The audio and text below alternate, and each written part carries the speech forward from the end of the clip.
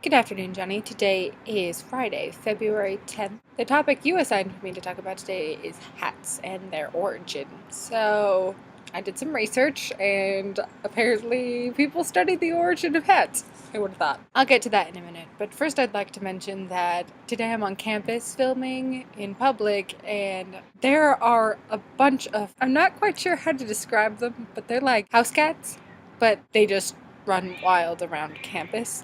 And they keep walking by me. There's like 6 of them at least in this little pack of cats. And they keep fighting and making lots of noise.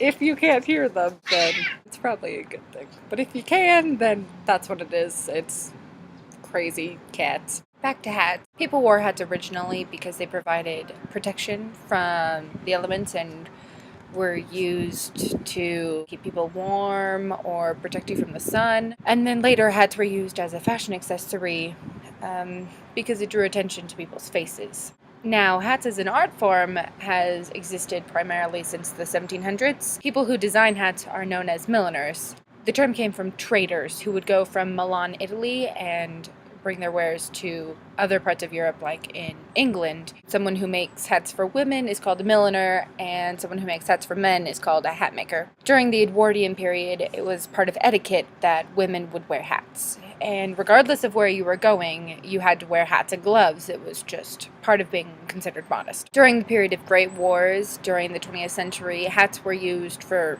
functional purposes and were influenced by military attire. Following the 1920s, hats were not as commonly worn and were not required as part of modest dress, but many churchgoers continued to wear them. Today, most people wear hats as a part of functionality. For instance, people who wear beanies or other winter hats do so to keep their heads warm. People will wear sun hats in order to prevent being sunburned. During the 1980s, hats became popular again because Princess Diana of Wales wore them. Yesterday, you mentioned that I could potentially talk about Jewish hats, and I just thought I would correct you and say that they're called yarmulkes. This nice building that you see here is called the Swicket, the Spencer W. Kimball Tower, and I had a class in it on the 7th floor last semester. It was fun riding the elevator every day. Oh, such fond memories of being there at 9 o'clock in the morning. If you would like to do the challenge first, because I think you should because it's your idea, I want you to make a Valentine for Emily Taggart and give it to her on Valentine's Day, which, yes, is on Tuesday this year. I realize that I'm supposed to make a video on Tuesday next week, but I think we could make an exception for you to make her a Valentine, don't you think? You could just record yourself making the Valentine and show us what it looks like, and then tell us her reaction on Wednesday when you make your vlog. What do you think of that idea? Now, I hope you enjoyed this video, and I look forward to seeing you and your story on Monday. I hadn't realized Octopi had such creepy, scary eyes.